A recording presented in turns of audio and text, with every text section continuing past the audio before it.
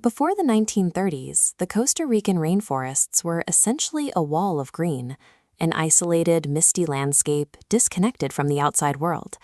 That changed when agricultural companies began clearing the deep jungle for banana plantations, sending workers with machetes and heavy tools into the undergrowth.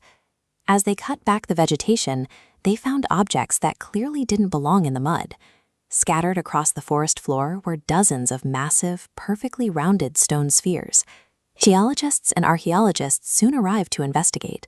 They found that the stones weren't natural formations. Every curve had been intentionally shaped by human hands. Finding these shapes suggests that the society inhabiting this region was far more organized and technically capable than earlier histories had assumed. The sheer number of stones is significant. Hundreds of these spheres were eventually uncovered, ranging from small handheld sizes to massive boulders that dwarf a person. The largest of these stones weigh up to 16 tons. To put that in perspective, a single sphere weighs as much as 3 adult elephants. Despite that immense mass, their geometry is startlingly precise. Even with modern measuring tools, the curvature of the largest stones is found to be nearly a perfect sphere. This creates a logistical question. The granite used to make them often came from quarries miles away. Moving a 16-ton object through thick, uneven jungle mud is a feat that requires incredible coordination. When you consider the weight, the sheer quantity, and the precision of the work, these stones represent a massive investment of time and labor. The people who lived here over 1,000 years ago did not have iron or steel tools. They had to shape these spheres using only the materials available in the rainforest. Researchers believe they used a technique called thermal shock, or exfoliation, to break down the solid rock.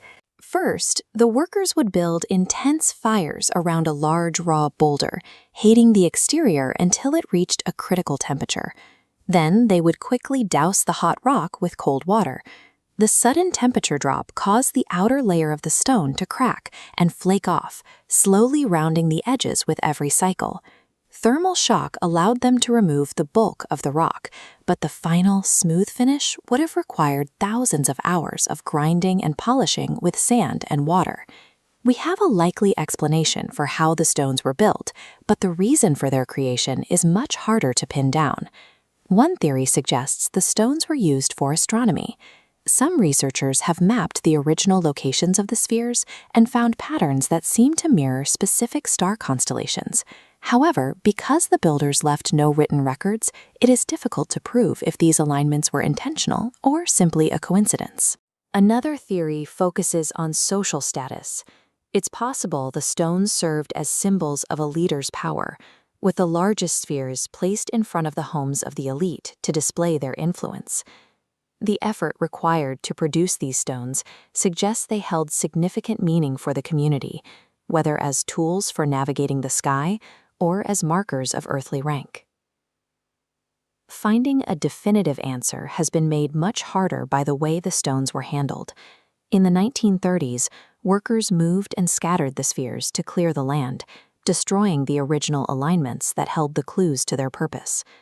Today, many of these spheres sit in public parks or empty fields, far from where they were first placed. They have become isolated objects, disconnected from their history. We can measure the minerals in the rock and the heat used to shape it, but modern science cannot reconstruct the specific beliefs of the people who worked on them. Over time, the jungle has reclaimed the wooden homes and the tools of the builders, leaving only these stones behind. The spheres remain precisely preserved, even if the motive for creating them has been lost to the forest.